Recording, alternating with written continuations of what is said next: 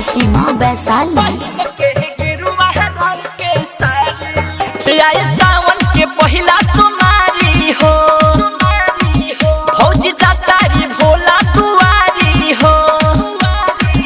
आइल सावन के पहिला सोमारी हो, भौजी जातारी भोला दुआरी हो। मस्ती में खूब डोलेली, बोल बम बोलेली, जातारी सबसे अगारी।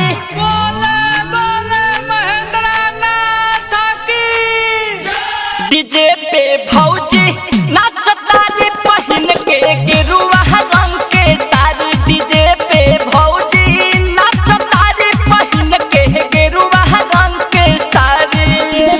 भौजी नाचतारी, डीजे पे भौजी नाचतारी पहिन के गेरुआ रंग के नीम चौक चौसीमा अमित वैशाली। रिकॉर्डिंग स्टूडियो अपहर।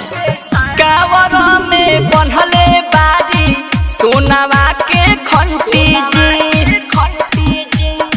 संग में इनका नाचत बाहरी पिंकिया के अंटी जी। कावर में बन्हले बाहरी सोनावा के घंटी जी, संग में इनका नाचत बाहरी पूनमी के अंटी जी।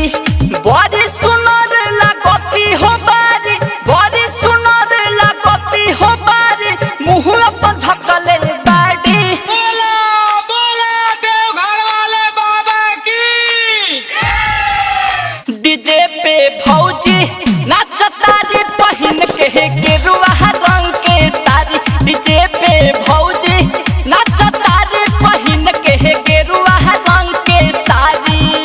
डीजे पे भौजी नाचतारी, डीजे पे भौजी कंचन पहिन के गेरुआ नीम चौक चौसीमा वैशाली।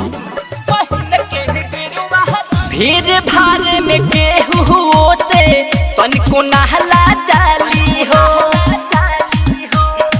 राइटर रविंदर संगे जल ढारे जाली हो, जल ढारे जाली हो। भीड़ भाड़ में केहू से तनिको नहला जाली हो। राइटर रविंदर संगे जल ढारे जाली हो। मुन्ना मुस्कान अमित तिवारी, मुन्ना मुस्कान अनिल नारी, गाजा पियल पर पारी।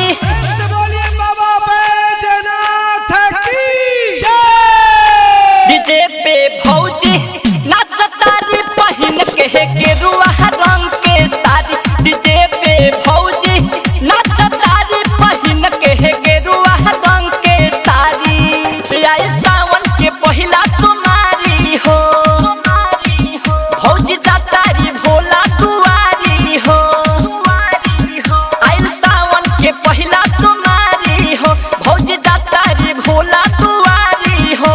मस्ती में खूब डोलेली, बोल बम बोलेली, जातारी सबसे अगारी।